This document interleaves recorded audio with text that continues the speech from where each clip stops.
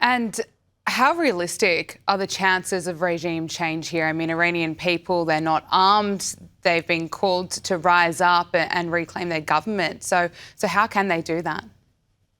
Well, they haven't been called up yet. In fact, one of the most hard-hitting and hard-nosed speeches of President Trump was actually this Saturday when the operations were launched, where he told Iranians to actually stay indoors until the bulk of the bombing and the bulk of the fighting was over. It would be a suicide mission to send Iranians out right now and protest.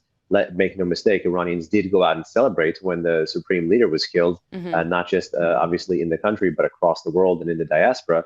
But right now, regime change will only be able to come if once the U.S. finishes the defanging operation against the missile and military capabilities, that it moves to target the apparatus of repression, that it shreds the command and control networks that exist in a more decentralized fashion and helps level the playing field, not in a one-off operation, but as part of a broader and more sustained campaign. If the United States does not do that, and lets the Islamic Republic survive after this, the world won't be a safer place. So the IRGC, they're obviously not going to be walking away lightly. What is the plan? It's been argued by some that what happens next may not exactly mean democracy for Iran. That might be too hard to achieve, but there could be some interim government, and what is hopefully going to happen after this would be a better situation than what Iranians have been living in.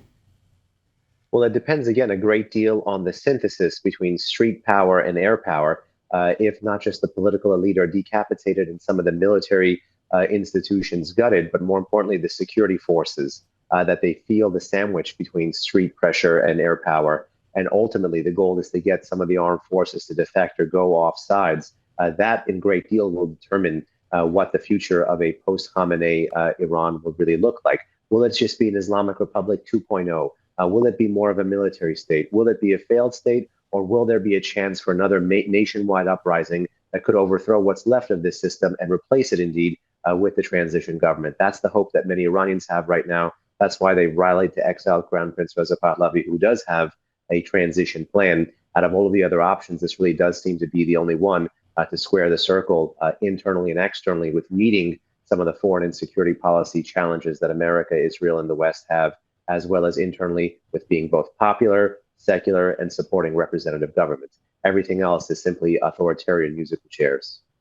Trump says that we are ahead of our time projections. He says right from the beginning we projected around 4 to 5 weeks, but we have the capability to go for far longer than that. What do you expect? Well, I think, again, a great deal depends on the way the Islamic Republic is fighting at this point, in particular, the way the IRGC are conserving versus expending their long-range strike assets. If you look in the Persian Gulf, for example, at the GCC states, almost by a measure of 8-1, the Islamic Republic is firing more drones than ballistic missiles. Against Israel, however, it's almost exclusively ballistic missiles. And rather than go in large barrages, they're trying to expend interceptors and missile defense assets in case this does become a larger and a longer war. And to that end, they're doing their best to conserve, because that's the main tool that can guarantee regime survival. If I was the president personally, I would not have given a timeline, because that allows the Islamic Republic a benchmark with which to plan around. It's always good to keep the enemy guessing. And Donald Trump has been excellent traditionally at keeping everyone guessing, allies and adversaries alike. Absolutely. And of course, we have seen Iran retaliating. Its targeted energy facilities in Qatar, Saudi Arabia. Are you concerned with Iran's response and just how catastrophic it might be? I'm concerned with those responses, but I'm also, to be honest, not shocked by those responses. This is the world's foremost state sponsor of terrorism. This is precisely what drone-backed terrorism looks like. Targeting against civilian infrastructure, targeting against hotels, luxury residences, airports, ports, energy installations. Even a U.S. flag ship was targeted today. Unfortunately, many of America's traditional partners in this part of the world have stood up. Qatar, for example, has shot down 2 Iranian fighter bomber jets. I mean, this stuff that is happening in the region is historic, and I couldn't think of a better bumper sticker for the Abraham Accords than the Islamic Republic, at the same time as it's attacking Israel, at the same time as it's attacking American bases, is also attacking America's Arab partners across it in the Persian Gulf.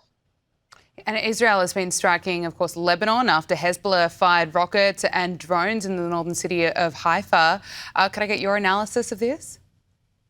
Yeah, it was expected that after the killing of the supreme leader, at least one of these proxy or armed terror groups that the Islamic Republic has either created or co-opted in the region would come online. In fact, that was the red line that Hezbollah had mentioned, which is that they might look the other way if there's a strike, but ultimately, if the supreme leader is killed, they would get involved. Now they seem to be replicating some of the battlefield mistakes of the way they entered the war after October 7, which is incrementally, because Israel will and Israel has responded decisively and in a major way against Hezbollah assets in the south. So whether you're in for a penny, you're in for a pound, I think we're seeing some heavy action on the northern front, regardless of the more limited approach into entry into the breaking of the ceasefire by Hezbollah.